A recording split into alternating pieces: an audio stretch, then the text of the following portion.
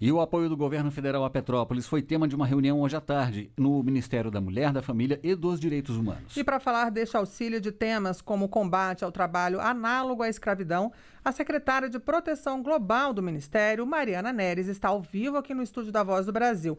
Boa noite, secretária. Boa noite, Gabriela. Boa noite, Nazi. Secretária, você participou agora há pouco de uma reunião das áreas técnicas do Ministério sobre a situação de Petrópolis. Qual é o cenário neste momento? O cenário em Petrópolis é avassalador. Nós tivemos em contato com o Coronel Lucas, que coordena a operação em loco. A reunião foi híbrida, em formato virtual e presencial, e nós tivemos a participação de vários ministérios que integram o Sistema Nacional de Proteção e Defesa Civil. Uma cena de guerra e que todos nós estamos empenhados em atuar de forma conjunta. Agora, secretária, quais são os números até agora que vocês trabalham em relação a vítimas e desabrigados e o que já pode ser feito?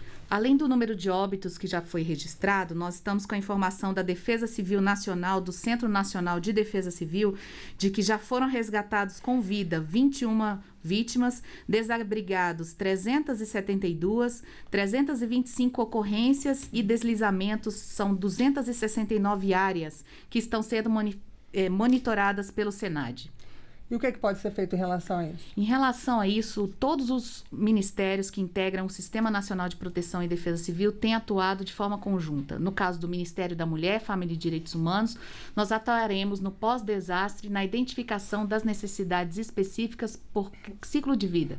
Crianças, adolescentes, idosos, a questão da documentação que precisa ser reorganizada assim que a situação de normalidade se instaurar.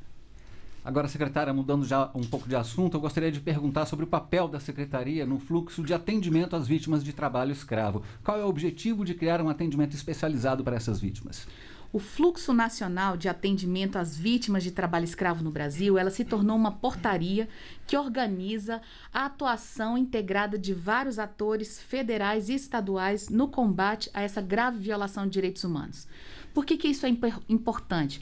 Porque nós atuamos desde a denúncia até o resgate desse trabalhador e trabalhamos também o pós-resgate, de maneira que esse trabalhador ele seja protegido também de forma integral. Secretária, você falou agora da atuação do fluxo, são 3 estágios, de atuação, que é o recebimento da denúncia, o resgate desses trabalhadores e a criação de medidas preventivas para que eles não retornem à escravidão. Qual a importância dessas etapas, de cada uma delas? A denúncia é muito importante, porque é a partir da denúncia que nós chegamos a alcançar todos os atores e as estruturas que passam a atuar nesta operação, que é um crime federal previsto no artigo 149 do Código Penal Brasileiro. Além da denúncia, há toda uma etapa de planejamento da operação do resgate desse trabalhador. E após ele ser resgatado, é importante que as estruturas e órgãos federais, mas também municipais, possam proteger essa vítima e colocá-lo em segurança para que ele possa reiniciar a sua atividade laboral de uma forma protetiva e não reincidir numa outra violação igual. Agora, secretário, o Ministério recebeu no ano passado mais de 1.900 denúncias de trabalhadores, de pessoas trabalhando aí análogos à escravidão. E o estado que registrou o maior número foi São Paulo. Quais são os setores em que mais se identificou esses casos?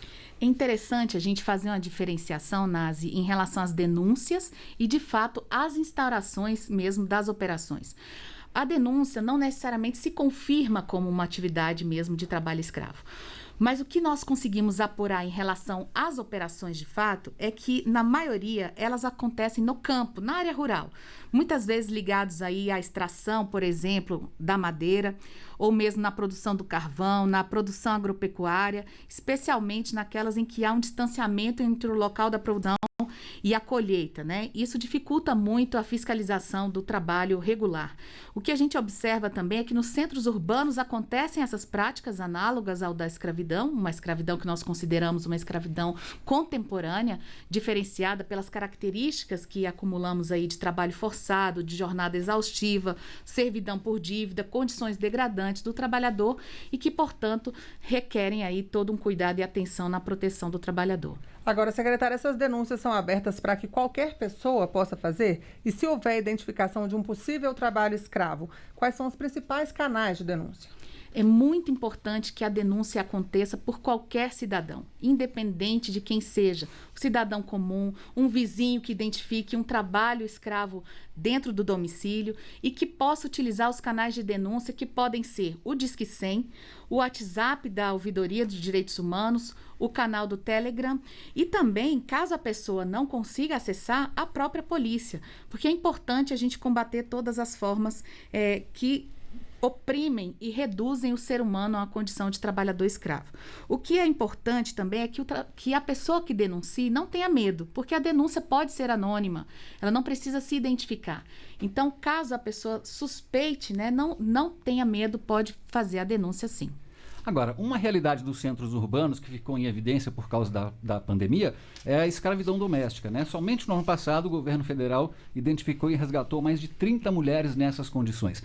A Secretaria também vai intensificar as ações de combate e resgate a essas trabalhadoras? Perfeito. O trabalho doméstico é muito difícil da gente conseguir identificar, porque no ambiente privado, ter ações de fiscalizações são mais desafiadoras.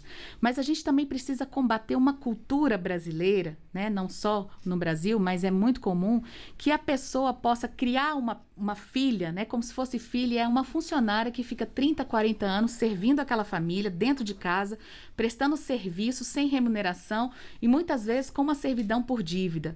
O nosso Ministério tem atuado em conjunto com a CONATRAI, com as delegacias estaduais do trabalho, com a Defensoria Pública da União, entre outros órgãos federais também, Polícia Federal, Polícia Rodoviária Federal, Polícia Civil e Militar, no combate a essas práticas que são também degradantes. O trabalho doméstico é um desafio e nós temos avançado na prevenção, no conhecimento e na informação sobre o trabalho decente, que dessa forma a gente consegue combater essas práticas. Agora, essas denúncias também podem ser feitas pelo Disque 100. A senhora falou WhatsApp e Telegram. Onde as pessoas têm acesso a esses números?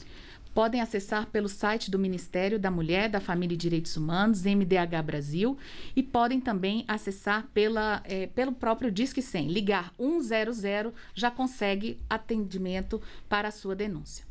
Secretária, o trabalho da Secretaria de Proteção Global também foca no resgate aos direitos básicos e essenciais de brasileiros que foram vítimas de crimes ou estão em situações extremas, como, por exemplo, jurados de morte. Qual que é o papel da Secretaria para protegê-los? O Ministério da Mulher, Família e Direitos Humanos atua com 3 programas de proteção. O Programa de Proteção a Vítimas e Testemunhas de Violência, que é o Provita, que atende a situações dessas pessoas que estão ameaçadas de morte. Também Programa de Proteção para Crianças e Adolescentes ameaçados de morte, que estão ligados à Secretaria Nacional dos Direitos da Criança e do Adolescente. E o Programa de Proteção a Defensores de Direitos Humanos, Ambientalistas e Comunicadores. A partir do momento em que há uma situação de ameaça de morte, essas pessoas podem acionar também os canais de denúncia do próprio Ministério ou mesmo acessar a Secretaria Nacional de Proteção Global para mais informações a respeito da inclusão nesses programas. Há também outro programa ligado à Polícia Federal, do governo federal, que atua também na proteção a situações extremas. Mas, de fato, nós temos atuado na proteção integral desde a prevenção. Nós temos uma política nacional de educação continuada em direitos humanos, onde nós também trabalhamos a formação de agentes públicos, a formação de agentes ligados à segurança pública, que podem também atuar de forma preventiva para a proteção integral das vítimas. Secretária, para a gente finalizar, eu gostaria que você falasse para a gente sobre as expectativas da Secretaria e do Ministério para este ano. Quais são as prioridades? Nós temos 3 grandes prioridades hoje dentro da Secretaria.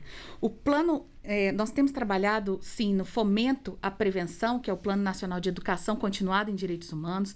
Temos avançado também no Programa Nacional de Direitos Humanos, o PNDH, que é o momento agora em que nós estamos dedicados a uma avaliação ex ante dessa política, e temos dedicado também um tempo na elaboração da Política Nacional de Vítimas de Violência, onde a gente possa dar agora um olhar diferenciado para as pessoas que são vitimadas, as pessoas que sofrem violência, não mais um olhar de direitos humanos somente para o criminoso, mas para as pessoas que sofrem a violência.